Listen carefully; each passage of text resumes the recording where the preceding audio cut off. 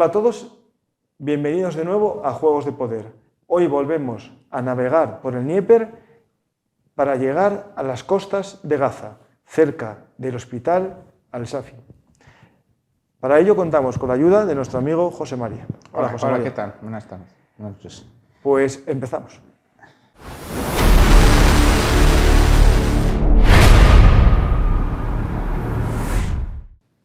Hola, volvemos a Juegos de Poder. Ya sabéis que, por desgracia, las partidas son mortales. Vamos a hablar de la guerra de Ucrania, pero también de la guerra de Israel contra Hamás. Pero no me voy a olvidar de lo que está sucediendo en África.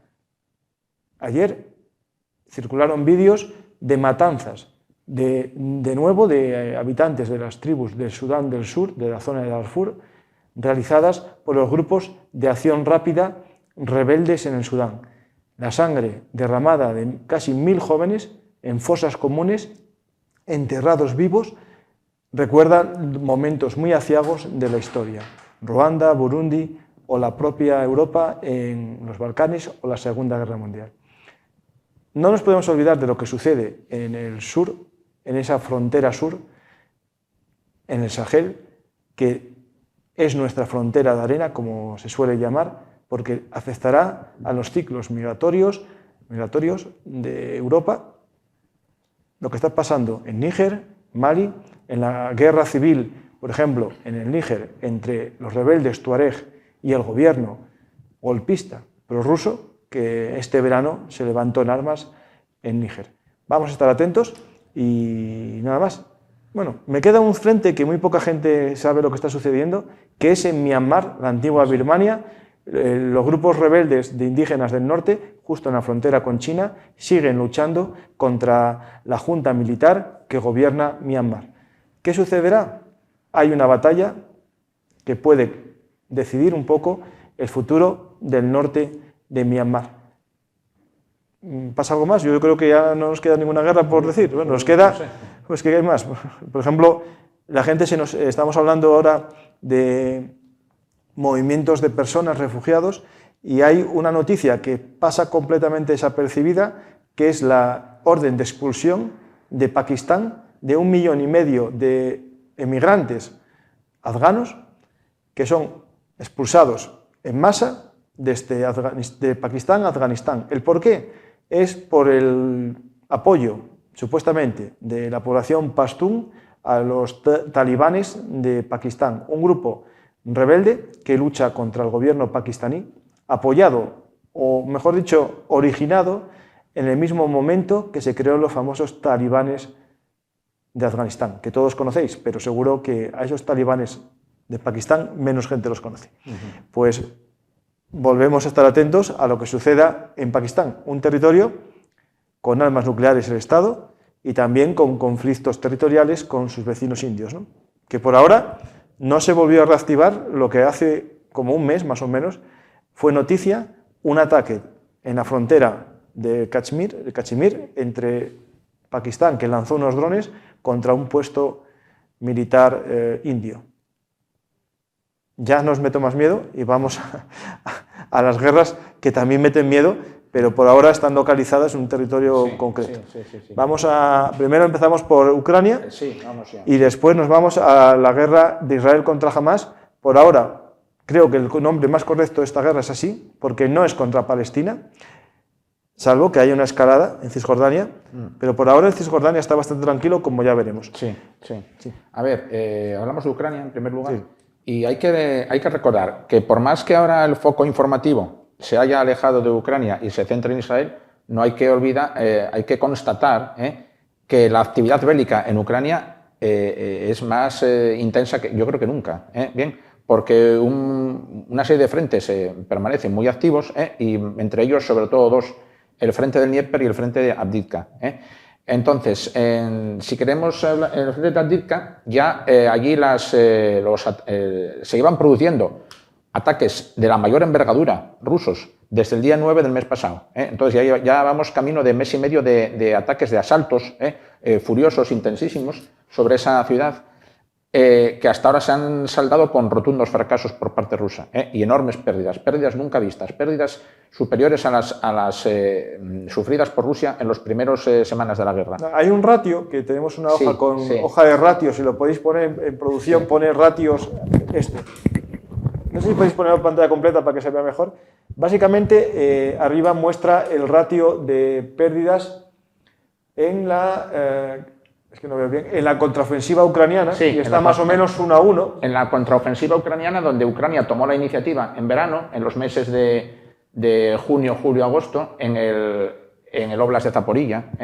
Pero es que ahora quien ha tomado la iniciativa en ese área muy concreta, muy pequeña, mínima, de Avdiivka, son los rusos, y están teniendo unas bajas de 15-1, claro, aquí, desfavorables a ellos. Sí. O sea, por cada vehículo o sistema de artillería o blindado ucraniano que cae, han caído 15 rusos. Esto hay que entender en el contexto de un ataque, siempre es mayor el número de pérdidas del atacante. Sí. Pero en la contraofensiva ucraniana, debido a los continuos contraataques rusos, parecía que el atacante realmente era Rusia, pero en este caso Rusia es un atacante convencional y tiene un ratio muy alto de pérdidas. Aquí esto es cierto que solo mide pérdidas materiales contadas por Oryx, pero viendo imágenes podemos aumentar mucho más las pérdidas humanas, porque hubo ataques realizados con cargas en masa, es decir, soldados sin apoyo de vehículos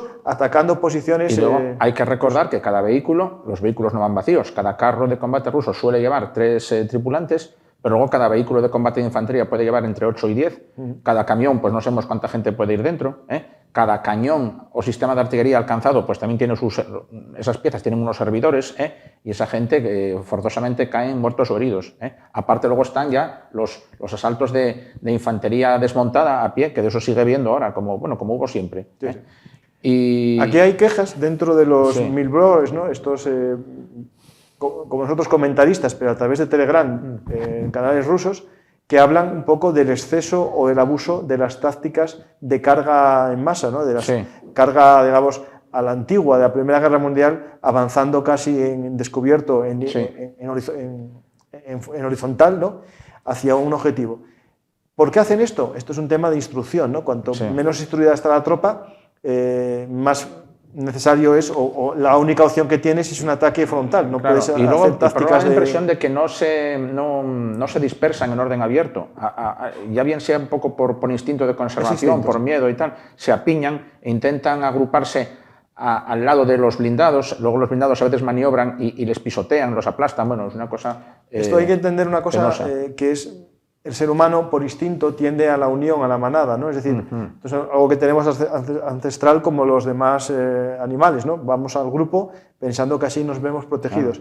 ¿Qué sucede? Que lo que hace la instrucción militar es crearte un instinto nuevo que sustituya al instinto natural. La repetición que hacen los militares, que a veces parece absurdo, ¿no? Pero la repetición constante de una instrucción hace que tu cerebro obedezca directamente a la instrucción y no al instinto. Y estas tropas no están preparadas. Crea un hábito, sí. Y a la vista de las imágenes que nos van llegando, claro, nosotros juzgamos por las imágenes que vemos, ¿no? Nos damos cuenta de que esa gente, estos pobres hombres, pues carecen de instrucción, que ante una situación de combate en el campo de batalla, cuando sufren un bombardeo o el fuego, en vez de dispersarse y hacer un orden abierto, ponerse a cubierto, no, se juntan, se apiñan, forman un pequeño rebaño, todos juntitos, o al amparo de un blindado, que el blindado luego cuando maniobra les puede aplastar, y de hecho les aplasta. Otras veces cae sobre ellos una granada aunque sea de pequeño calibre, pero como están todos juntos, les alcanza de lleno y les mata. Bueno, pues son esas cosas que les pasan. Estamos viendo en esta fase de la guerra en la que los drones están ya muy generalizados, incluso cacería del hombre, que antes lo veíamos a veces con gente que estaba herida, pero ahora persiguen una moto, persiguen un coche. Y un camión, claro, es una locura. Un blindado. Y claro, los drones corren más que cualquier coche o cualquier moto, y al final le pillan casi siempre por la espalda, por detrás, y les alcanzan, bueno, los destrozan. Es una locura. Es decir, la máxima esa de que todo lo que se ve es destruido se está viendo en esta guerra. Sí, ¿no? Y ahora los drones, bueno, ya fueron los protagonistas desde que la guerra empezó, pero ahora se están usando con más intensidad que nunca, por los dos bandos. Ucrania aún lleva ventaja, porque Ucrania llevó siempre la delantera en el campo de los drones, pero los rusos también se están especializando. Y básicamente son los drones de dos tipos, los drones de observación que detectan ya de forma muy temprana el más mínimo movimiento, y luego ya los drones de ataque, los kamikaze, los que se estrellan y revientan con la bomba que llevan incorporada, o los que sueltan estas bombas de pequeño calibre, pero con una precisión extraordinaria. Sí, mucho mejor que el mortero. Sí. De hecho, hay una cosa que se filtró un vídeo de Surovikin ya en el 2020 en Irán, hablando con uno de los encargados de los drones, para, digamos, darse tecnología a unos otros sobre drones. Esto es mucho antes de la guerra, es decir, la alianza entre Irán y Rusia, que ahora está ya, digamos, descubierta, ¿no? Ya estaba en el 2020, antes del comienzo de la guerra. Aquí contra los drones poca defensa hay. La única defensa que hay es los sistemas de guerra electrónica, que pueden emitir ondas que inhiben el control de los drones o los hacen estrellarse o los hacen posarse, ¿no? Y ahí hay un duelo tecnológico entre los dos bandos, a ver quién tiene o aplica mejores sistemas de guerra electrónica. Los rusos siempre habían sido buenos en esto también, pero bueno, los ucranianos también tienen lo suyo, ¿no? Y entonces Ucrania espera superar a Rusia en esos sistemas de guerra electrónica también. Hablando de drones, hay un acuerdo entre Estados Unidos y Jordania para la entrega de plataformas Gepard, un sistema antiaéreo con orugas, que podéis poner alguna foto. Ahí vemos un Gepard, ya usado por los ucranianos. Pues este vehículo que Alemania había entregado al comienzo de la guerra, y mucha gente lo criticó porque era muy antiguo e iba a servir para poco, es uno de los más preciados por Ucrania para la posición, para la defensa, digamos, de posiciones, de puntos de fuego antiaéreo, ¿no? Es antiguo, no sirve para sistemas a lo mejor de crucero, pero para drones... También, pero para drones es lo ideal. A ver, este es una máquina extraordinaria, que tiene muchos años de antigüedad, que Alemania lo había retirado, que algunos países del mundo aún lo conservan, y ahora Ucrania está intentando hacerse con todos los que encuentra por ahí en el mercado de segunda mano. Y ahora va a recibir 60 llegados desde Jordania. Y a pesar de su antigüedad, es capaz de seguir, detectar y derribar estos drones que ya son mayores de los que estamos hablando antes, que los llamados Shahed, fabricados en Irán y que tanto daño causaron y siguen causando a las ciudades e instalaciones ucranianas. Los derriban muy bien, y también incluso hasta los misiles crucero los pueden seguir y alcanzar en su fase final, en el vuelo más bajo. O sea, es una máquina que para Ucrania vale... Digamos, esto es de defensa del punto. Esto está pensado para defender justo en el momento... Esto es, pero no, tiene muy corto alcance, 3.000 metros o sí, pero bueno, para Ucrania vale en su peso en oro, eso está clarísimo. Pues tenemos Avdiivka, que hasta ahora, si vemos el mapa, todos los ataques se estaban produciendo, bueno, por todos lados, pero preferentemente en la zona norte, en donde Terricón, aquella montaña de Koch, y la fábrica de las baterías de Koch, justo en la zona norte. Pero ya empieza a haber...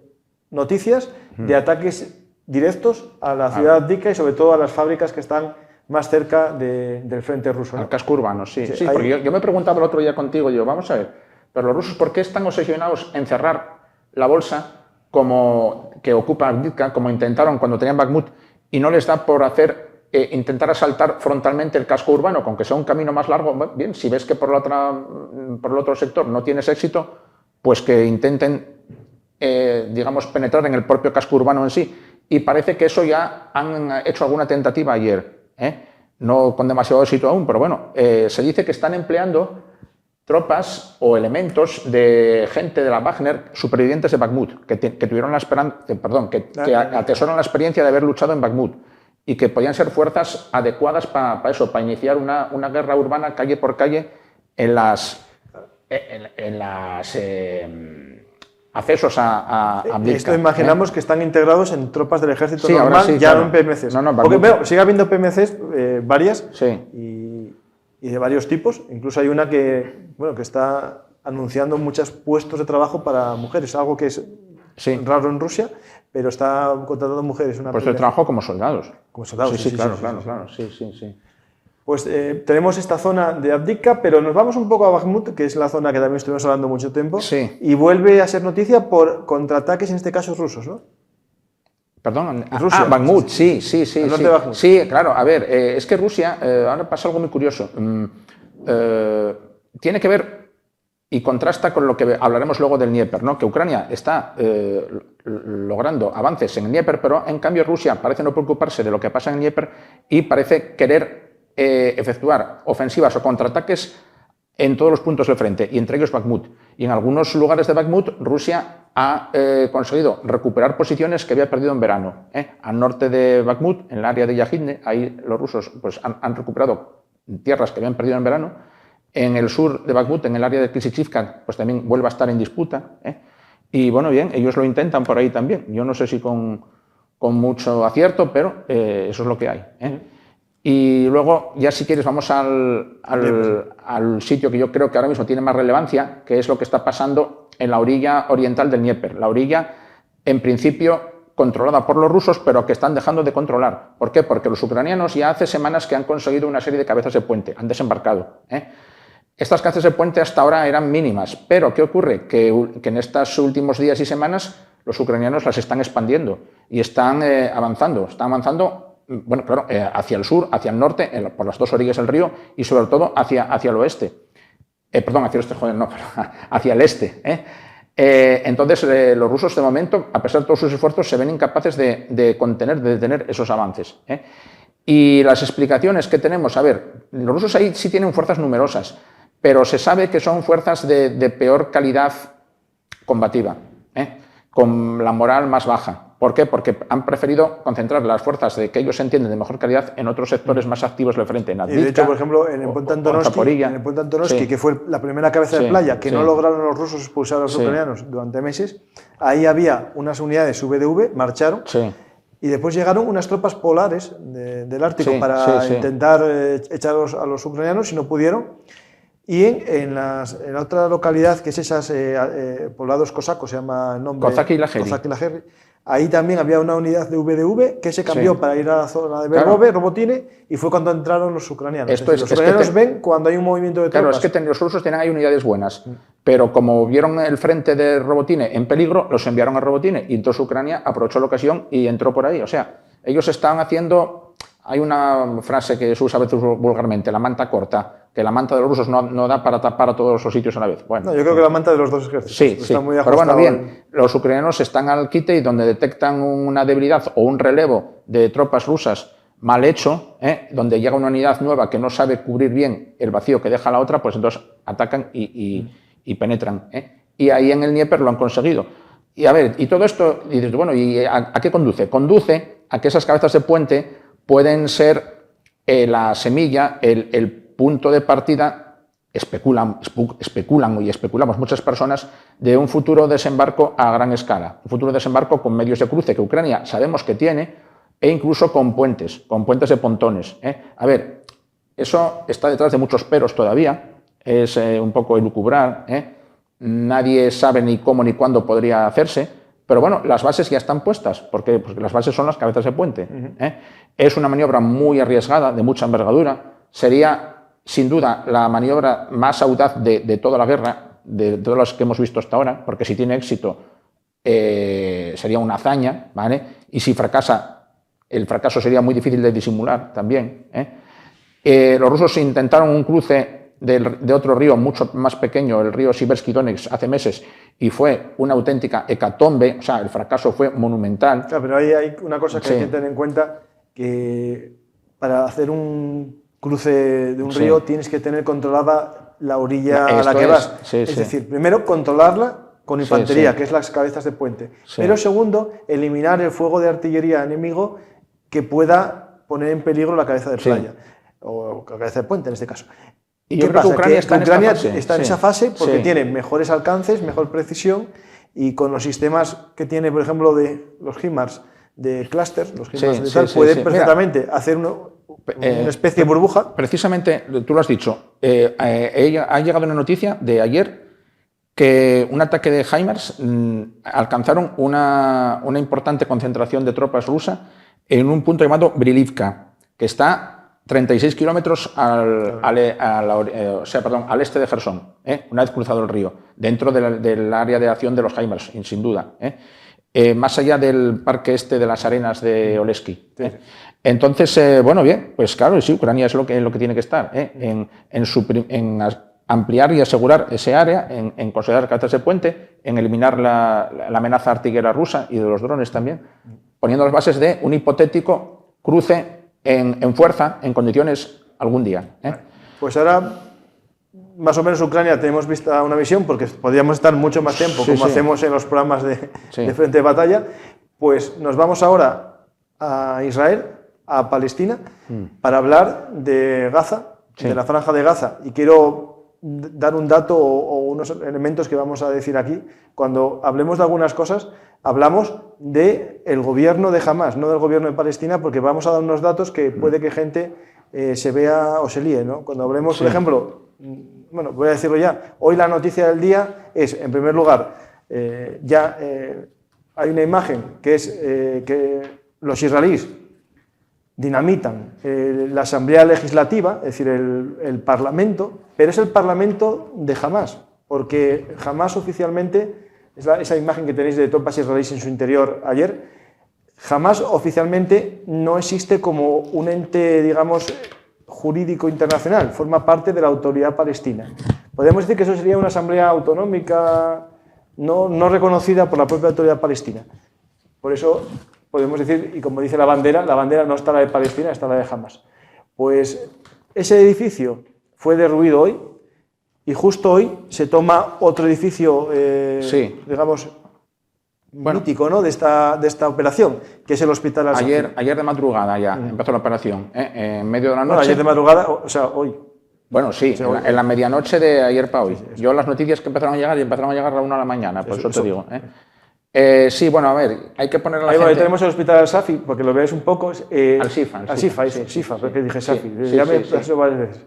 El Hospital Sifa no es árabe, al parecer es hebreo y significa recuperación.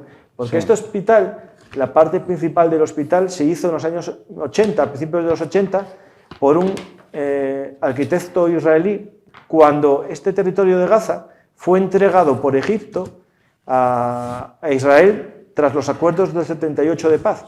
Esto es importante entender el dato de que Gaza, desde el 48, no tuvo autonomía porque fue ocupado por Egipto, que después lo perdió en la guerra del Sinaí y lo entregaría posteriormente en el 78 tras los tratados de paz, ¿no? Y ahí es cuando lo ocupa Israel, hace una ocupación militar, pero hace este complejo hospitalario en épocas de la ocupación. En el 2006 lo abandona y es cuando toma el control la autoridad palestina, pero ya sabéis que hay una guerra civil entre ellos y es Hamás el que toma el control de toda la franja y de la gestión de este centro hospitalario, con ayuda de muchas ONGs.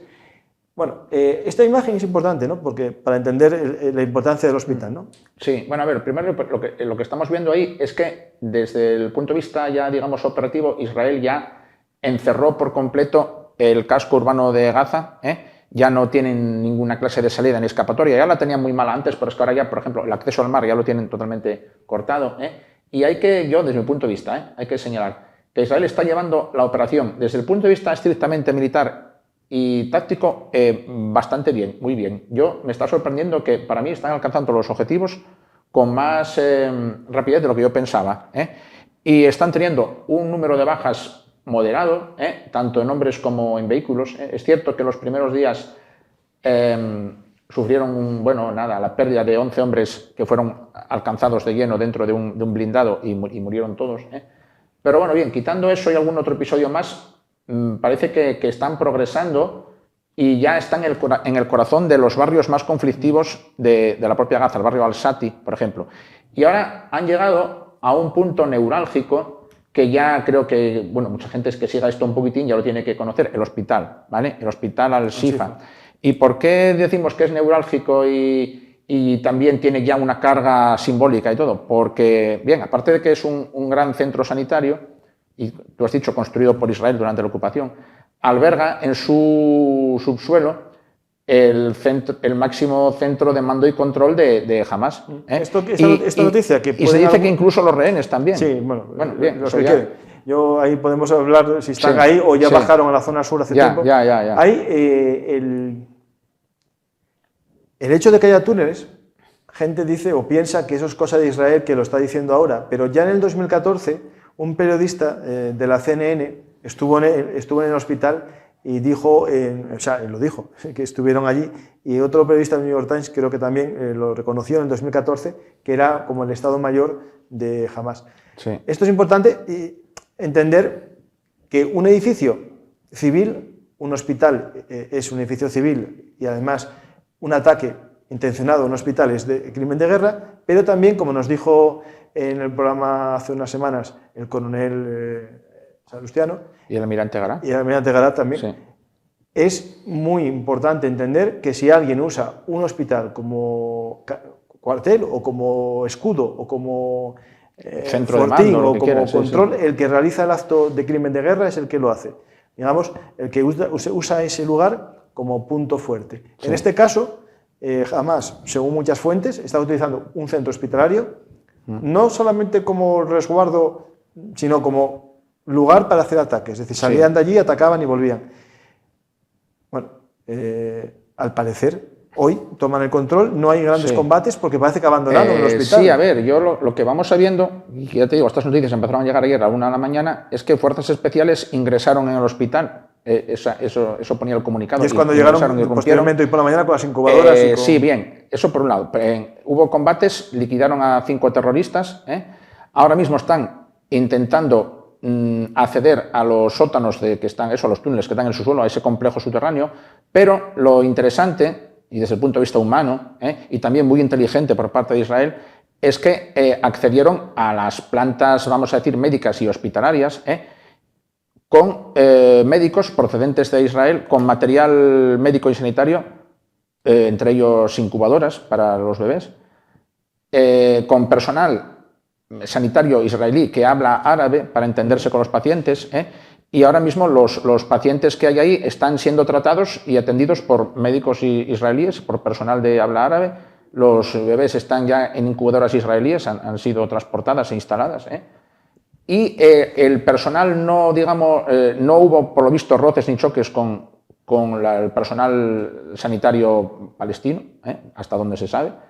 Y lo que sí obligaron fue a salir o a evacuar a todo aquel que no era enfermo o paciente, ¿vale? Hay que entender que justo en el entorno de la plaza, esa plaza principal, que si ponemos la vista aérea hay una especie de plaza de entrada, ¿no? al recinto, ahí se había creado un punto de refugio, mucha gente iba allí, pero lo extraño o lo llamativo de nosotros que seguimos incluso cámaras web que pusieron Hamás allí, era que se transmitían las operaciones de Hamás, se ponían pantallas gigantes y se veía cómo eran las victorias de Hamás estos días. Y después también había una especie de set de rodaje que estaba Mr. Fafo, este personaje que ya parece una parodia en Twitter, que es bueno, parece que murió hoy. Sí. Sí, dicen varios datos que puede haber muerto en la toma de... Estaban tantas partes a la vez. Hizo de este conductor de ambulancias, periodista, herido, casi muerto, que le habían estaba muerto, mejor dicho,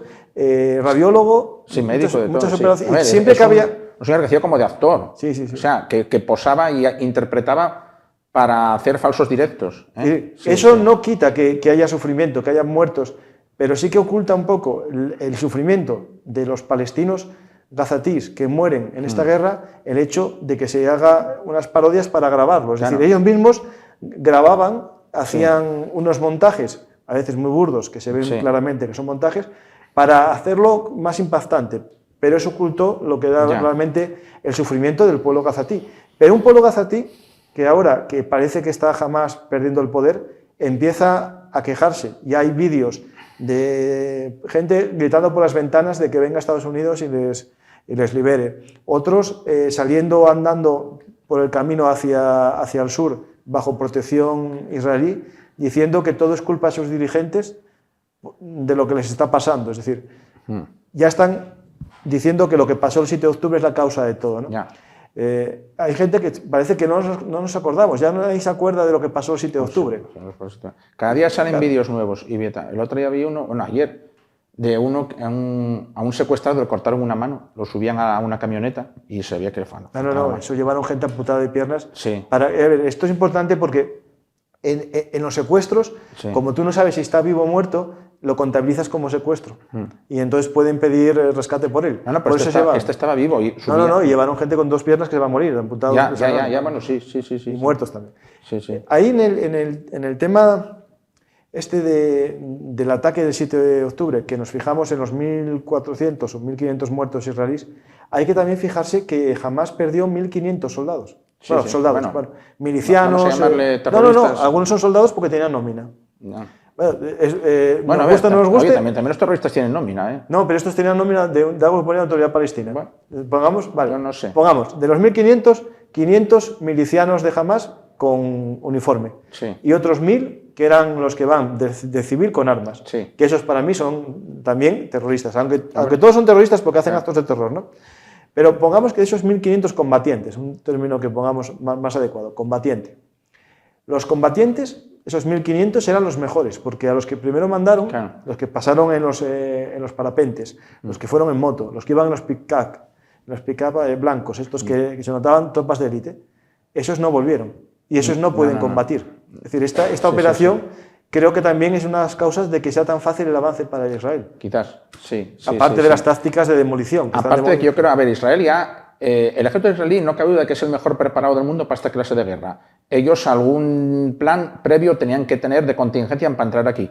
Tampoco entraron como locos el primer día. Dejaron pasar unos días para, yo creo, afinar los planes y adaptarlos a la nueva realidad. Y ahora me da la impresión que lo están llevando todo por el libro, avanzando de forma metódica, con relativamente, como he dicho antes, pocas pérdidas, y a lo mejor yo quiero pensar que esto va a ser más rápido de lo que suponemos y a ver si en cuestión bueno, si no semanas, al menos meses, esto queda liquidado por el bien de todos, por el bien hasta, bueno, por los que más, por la propia población local, que en cuanto a esto primero, a ver, jamás no va a ganar, o sea, eso ya tienen que, ellos mismos yo creo que lo saben, perder la esperanza. Entonces, en cuanto primero Israel tome el control de la situación absoluta, luego ya lo que venga después ya es cuestión de negociaciones y entrarán los políticos y tal, pero bueno, si digamos el capítulo militar operativo se zanja cuanto antes, pues dejará de morir gente y ya está. Y lo que está claro que para Israel está siendo ya un éxito esta operación es que está derivando tropas hacia el norte. Hay movimientos de merkabas en góndolas hacia el norte porque está la amenaza de Hezbollah. Y yo creo que lo hacen, no sé si van a atacar a Hezbollah, pero por lo menos para que Hezbollah no ataque, ¿no? Eso es un tema interesante. Yo ahí no sé hasta qué punto. Mi impresión es que Israel quiere ajustar cuentas también con Hezbollah. Y es que Hezbollah también, si bien no está atacando masivamente, no para de lanzar cohetes todos los días sobre Israel. No, y anticarros contra excavadoras que están por ahí. Hace poco mató a 5 operarios de la electricidad, de una empresa eléctrica que estaban haciendo mantenimiento. Bueno, eso está ahí y ya no nos queda tiempo. Es otra cuenta pendiente que tiene Israel. No nos queda tiempo y por desgracia seguiremos hablando de estos conflictos durante un tiempo y de más conflictos que puedan salir al escenario. Gracias, José María, y gracias a todos los que estáis en el directo, escuchando Juegos de Poder. Espero que volváis la próxima semana a ver nuestros análisis o escuchar nuestros análisis de los conflictos que están desangrando el mundo en la actualidad.